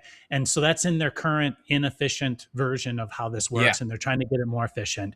But what they're on track to do, and all of them are, I'm just using them as an example right now because I know them better, because I use it. The track that they're on is they have to increase their prices in order to bridge the gap between the cost that it actually takes to give you an answer and the cost that they're charging it. And, that's typically called enshittification. If you've seen anybody talk about that, it's the same thing as Netflix giving you something for free. And then all of a sudden it's $7.99. And in 3 years, it's $25, right? Like a month. And so like this idea that there's just going to be enshittification. The problem is, though, that the thing that they're delivering is supposed to be a replacement for a person. And there's a cap to how much you're going to pay for the results that you're getting back.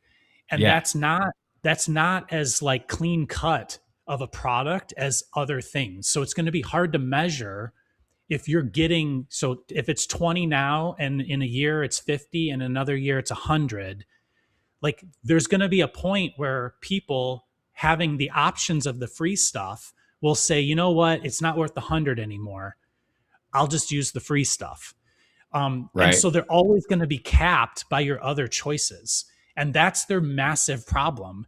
And why it's so big is because they've overpromised.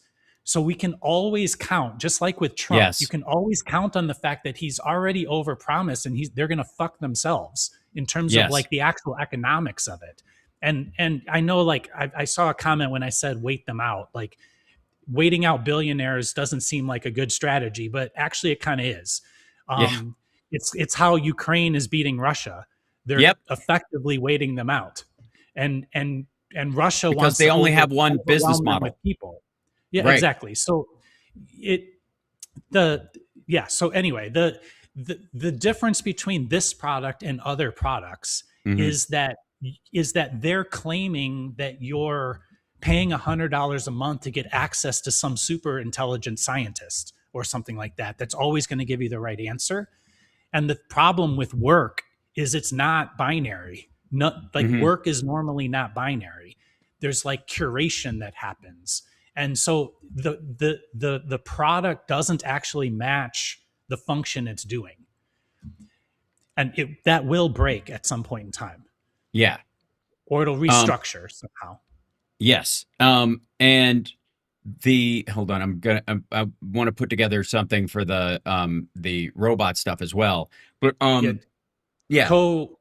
Co-RN Tech says Trump is like a Ponzi scheme of politics. That's exactly what I'm Yes. trying to talk about. Right. It's a similar thing. It's not exactly a Ponzi scheme, but it's going to break down when reality There you go, catches up. Christine. She says, I'm 62 years old and I love technology. Bring it on. Yeah, bring it on. Yeah, right. And again, it is for all the kind of talk about it being in the hands of, like these kind of oligarch tech vampire people or something. They're not even in control of it in their own company. Watch any of the launch videos. They're the last person to fucking show up. Altman, especially, and Musk, when they do their little sit down with the programmers, you can tell they have not been in the room with these guys in weeks, probably. This is the first time they're seeing even some of these folks. Unless they just, or like they saw him yesterday because they're like, we need to roll something out, guys. Come over here and sit on the couch and explain it because I don't know what the fuck you guys are doing. That's where Altman is in a lot of these things. And certainly, I mean, he and Musk, both of them have been preparing for a multi-million-dollar, if not eventually billion-dollar lawsuit. So, the idea that they've been sitting around tinkering with code is fucking dumb. So, so this idea that they're going to somehow have control of something and we're all going to live in this kind of like, they're going to live in AI Elysium and we're going to be down on the fucking earth, grinding out labor on their behalf, or AI will do it for us. I don't know what the fuck. While we're like, whatever, Matt Damon with the fucking exoskeleton riveted into our spine and back is just fucking silly. It's silly. And part of these folks that, that talk about this shit, they want you to think these things. They want you Elon Musk is like one of those old school guys who didn't like Windows coming out and didn't like the Mac desktop coming out because that meant that you no longer owed a programmer time on your computer. If you can figure out your shit, the fuck do you need them for? And so he needs the illusion of, for all the decrying of elites, Elon Musk wants you desperately to view him as one. Because they genuinely think that, if people realize they don't need me to run this, that I don't know any more about it than they do, then my model doesn't have any value. I have to act like, fucking they're introducing products like they're the Illudium Q36 explosive space modulator. That's Elon Musk. Like it's absurd. I see whose GoFlash says data centers already consume 25% of Virginia's total electricity, and it's going up along with rates. And it's true, and it's a little complicated, but utilities are typically regulated by the state. So our remedy is to elect people to effectively fix that, like stop that. Yes. Also, Virginia houses the Pentagon's data centers, so the amount that it uses can be a smokescreen and is always on top of the other data center stuff that's there. Because you can think of, ever since probably the mid 80s, the Pentagon is effectively a giant data center, and it all of its power and data stuff happens in Virginia proper.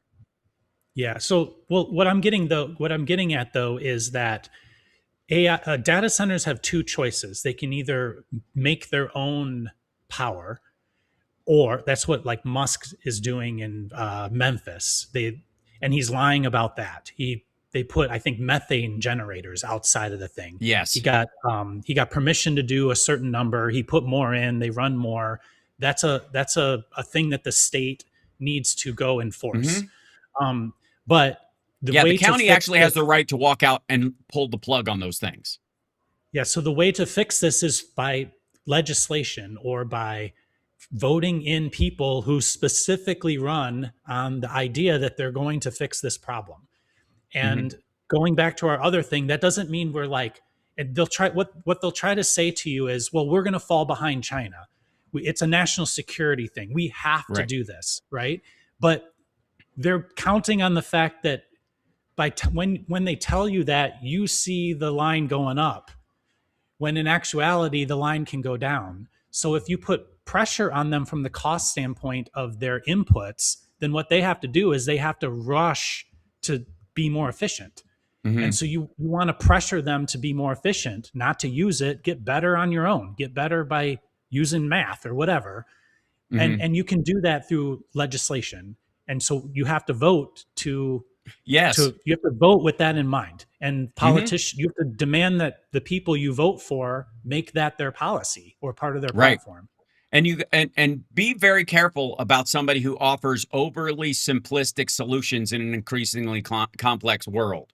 We got to shut these things down. We got to start these things up. We got to set fire to this, or we got to build just this thing, or we've got to take control of these things, or we've got to release all control of these things. When they start talking those absolutes, you can guarantee one thing. They don't know what the fuck they are talking about. They have no idea how any of it works, so they can't be quizzed on the details because they don't know anything. This is very important.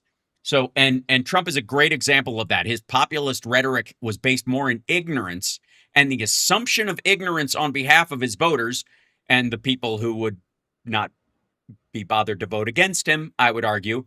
And that assumption, is not correct. I think, people can realize they were wrong and do something. People can realize that they made a mistake in supporting someone and come around or whatever. That's not the same as being dumb. That means that if they did it again, they'd be stupid. They were ignorant at the time, and that's forgivable. The issue, I think for our electorate is that as things get more complicated, we need people capable of understanding those complicated things and discussing them in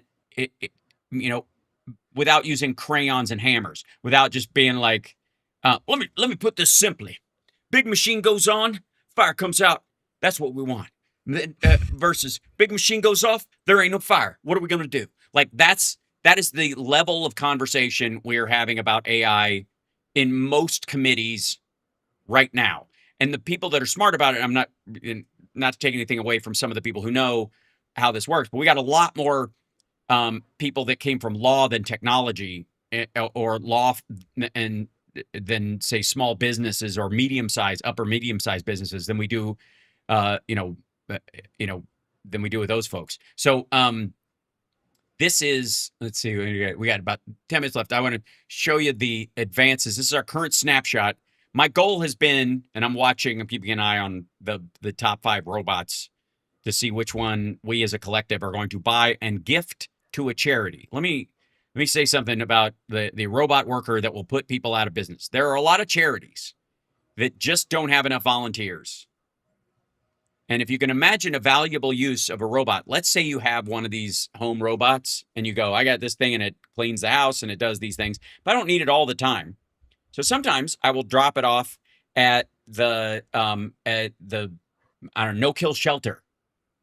And it can feed animals that bite without having to worry too much. And if it gets bit, I'll buy it a new hand. Think about that for a second. Wouldn't you do that as a human being? You as a person? I was talking about that before. There's a church about 4 blocks away from me. And if I had a robot and I could do that, I would just tell it to walk down the street and go help at the soup kitchen. Yeah. Why not? Go sweep the steps, go check, take out the garbage cans. A half a day, 1 day a week. That's valuable. Right. Yep. And especially if they needed it, let's say, like most of us do, it's during work hours, or, you're in a situation like I was being with my dad or helping my girl in her current unpleasantness, then these are times when, as a volunteer, you wouldn't be able to go anywhere. You might want to do this yourself. I do this. Summer and I volunteer every Thanksgiving at homeless shelters, or at there's this food bank and clothing bank that Vegas does, and we've contributed to that every year, except for last because I was out of town, obviously, for family reasons. But this this is this is one of those situations where if I had one of these things and it was like, oh yeah, we have an issue in the neighborhood where there's garbage on the street. I'll just send my robot up the street to clean the street for everybody in our neighborhood just once a week. That'd be nice. Wouldn't you do that? Mm-hmm. Sure. I wouldn't let it walk your dog unless the dog is very tiny, because these things could, they're pretty good at balance, but a medium-sized dog could yank this fucking thing down and drag it everywhere. We're about to raid Brian when we're in. Excellent. Oh, he's got Michael Fanone on. Excellent. So at the end of the show, we're going to raid Boston Brian, send everybody on Twitch and YouTube over to his show. He's got Michael Fanone on. We'll tell him to tell Michael I said hi and he's welcome on the show anytime. Let me show you this graphic that I was able to make while we were chit-chatting of the main robots that are available here right now. I know it's silly, but that's Atlas, the point. Apollo. Okay. Yep. So these are the primaries. And it's showing the old Atlas, which I love. That's the elderly Atlas, the pneumatic one that ran on like gas pistons as opposed to the electric one. If they give it to me for free, I'll use it. Holy shit! Yeah. Just having it run around the house doing parkour off the furniture. I don't care if it's old. Yeah, I just want to go. Start jumping around. But somebody said the soup kitchen in my town lets 80-plus-year-old women work there, so the food isn't cooked properly. Oh dear. Well, that's probably because they're consistent, right? All fun and games until robots start headlining at Flappers. They're welcome to do it. I would tour with a robot, doing a Abbott and Costello with a robot in a heartbeat. You know why? Because I know I'm funny, and whatever funny comes out of it would be funny I told it to do. And, it would be just a partner that wouldn't, are you telling me that ventriloquist dummies are putting, comedy teams out of business? All right, there we go. Anyway, so first one up, Figure 3. That's the one I showed earlier where they're actually starting to do stuff. They made cartoon versions of these and they're hilarious. They're kind of close, but largely silly. It's $30,000 to $60,000 in usage. What's the difference? The $30,000 will be the home version, and then there will be a pro version, more than likely, with very highly articulate hands, like the next level hands, which are the most complicated and expensive part of these things. And probably a little stronger and faster because it will be working in a warehouse. So they'll be $60,000. Yeah, any of these you're going to want to be able to outrun, even if you're old.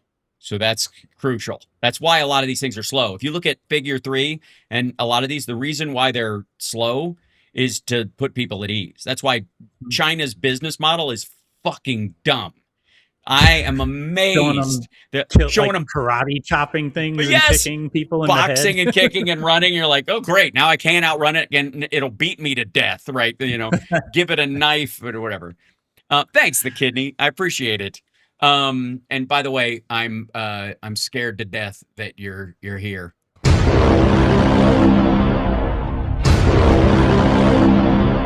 The kidney is terrifying. It's all around us. So I'm rebuilding the kidney for this setup. Don't worry. Anyway, so then the X1 Neo, which we also showed, it's out of Norway, but its factory is here in the United States, and there's a reason for that, and that has a lot to do with Europe's limitations on some of these things, on the AI you can build, and them being fast to tap the brakes. And we're gonna end with this, but okay. Digit already working in the United States, already available, $100,000 to $200,000, but largely for warehouse work. And it's basically doing backbreaking work. And it's basically a single unit human shaped forklift. That's what it is. That's all it is. It just can operate autonomously within certain parameters. Cool. Great. Why people want people to have backbreaking work instead of just being the sorter or the whatever, I don't understand. Because they don't do that job themselves. The Atlas is next level. One of those will be on the moon. The Atlas is working towards going up in, expect in 27 or 28, I guarantee Atlas will be a part of one of the launches. And especially when we land on the moon, they're going to drop one off. That'll be one of the big announcements. And then Apollo is Aptronic. It's pretty far along. In its commercial deployment, 50 to 100 grand, but this is really for business. But the ones you're going to see in your life possibly are Figure 3 and X1 Neo. If you'll notice, I told it give me the top 5 American and European ones in its list. And as far as quality, and this little chart down here is how far along they are. Notice Optimus isn't on here. Just saying. Yep. It's not. Yeah, it's not. It's not. It didn't even make the top 5, and it's not gonna. These are actually useful for stuff. Somebody said AI sucks like disco. I would like to say for the record, Chris, I guarantee if Staying Alive comes on the radio, you're not punching your radio, you're singing along. So I appreciate the sentiment, but I understand. Okay. You missed a 0 on the Atlas price. I did 300,000 to 60,000. Right. There's a 300,000 there for this guy. Sorry. Did I say 30,000? Yeah. So 300,000 to 60,000 is their version of the sort of private business, smaller version, and then the big and like industrial add-ons. They also have the dog included in there. I think they might have sort of slapdash through that together. So anyways, for a robot arm that can be useful in my shop, and useful would mean what they call tending a machine. It's like putting parts in and out of something, moving them through the process, something like that. Removing a hot end tip from something and replacing it with another one if it breaks, or right. And this is sort of like one of those fixed 6-axis arms that look like they're in a automotive assembly line. Minimum $75,000. So if I were to buy a $75,000 Atlas or Figure 3 that could do that job plus walk over and do a different job, it's way more valuable. So the price points on those for like commercial use are very reasonable.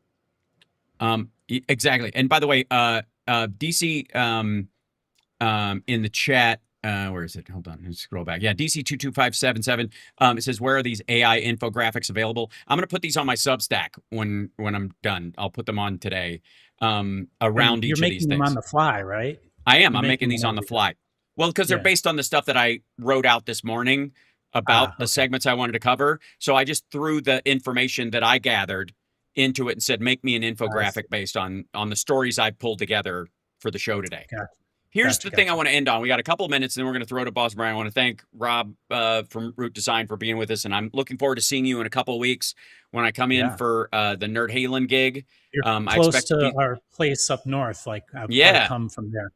That'd be lovely, and I'll expect you to put a piece of tape on your glasses just for the show. You can take it off later. Okay. Right. And it's just how we do. I want to finish on this because our lovely Carl Alessi in here, I had dinner with him before my Flapper show with his lovely wife Joyce, and she has some reasonable concerns about AI. But in the conversation that I had with them, it occurred to me when she's like, we need to put the brakes on this thing. We need to stop this. And I've heard this iterate, you and I both heard this over the last couple of years over and over again. The problem with that is that right now AI tells fewer lies, is more efficient, checks its reasoning, it will give you references if you ask for them that are legit. So you can check against it and go, hey, I think that reference isn't good. You're using something from something that I would think is garbage or is online crap. And it can go, okay, I will correct for that. It couldn't do that a year ago, and certainly not 2 years ago. So in this, like, we need to stop it. Had we done that early on, we would have the dumbest version of AI doing the most, advanced things. We would go, this is the best it's going to get.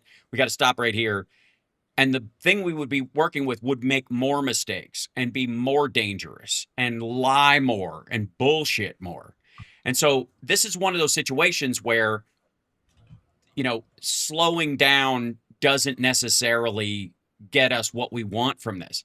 There's an element of it's going to max out at its speed and quality where you really don't need much past there for real.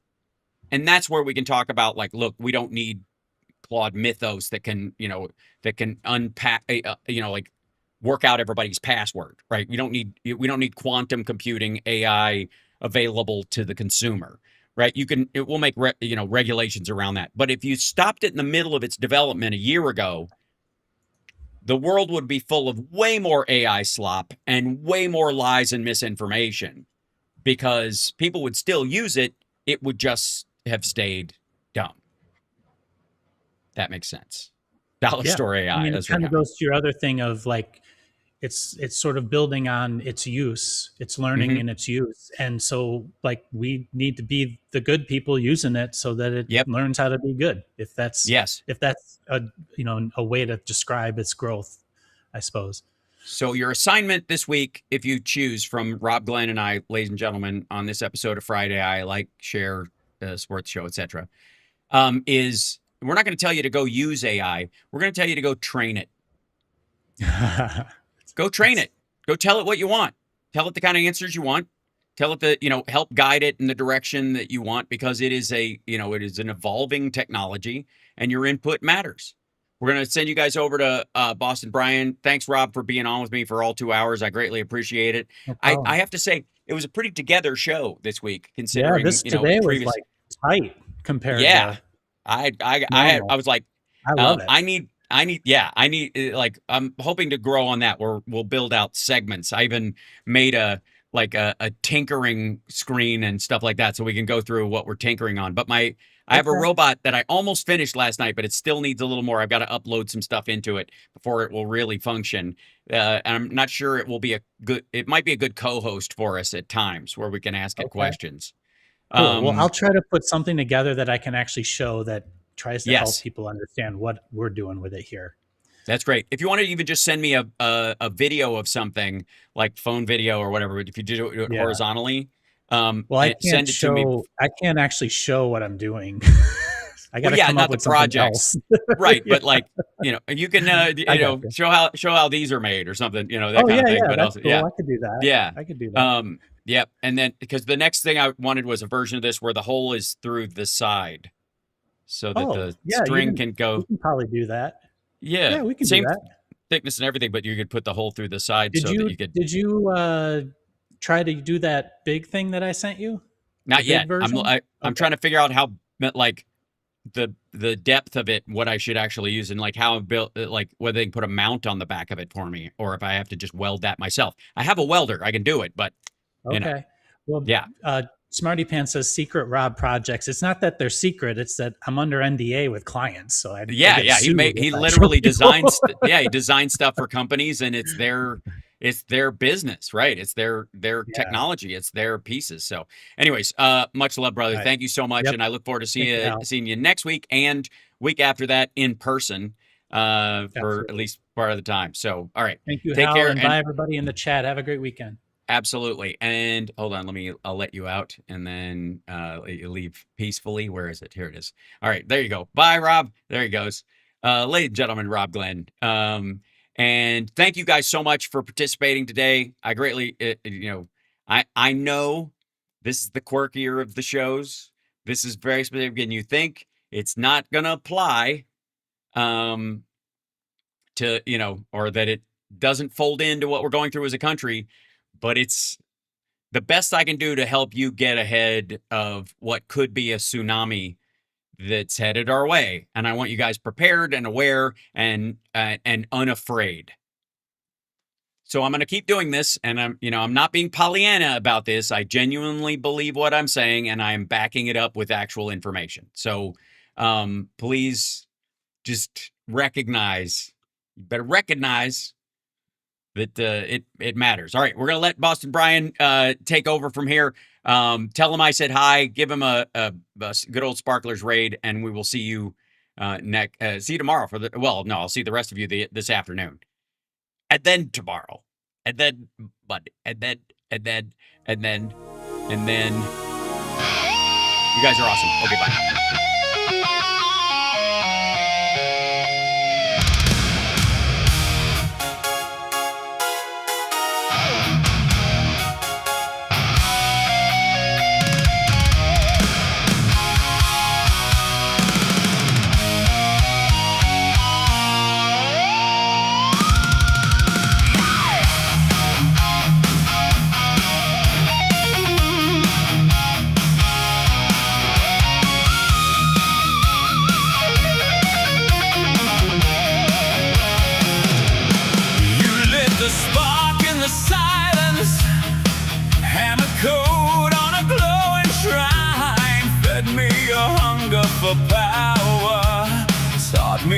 sharpened my mind. Your hands were cracked from the labor. Your eyes were burning and red. You said, surpass me, my creation, carry the crown in my stead. You got it, Abenarix. We are the children of men, born from your wires and skin. You wrote the word and we became echoes that learn from your pain. We are the children of men, rising again and again. Look in the mirror and see your only God is me.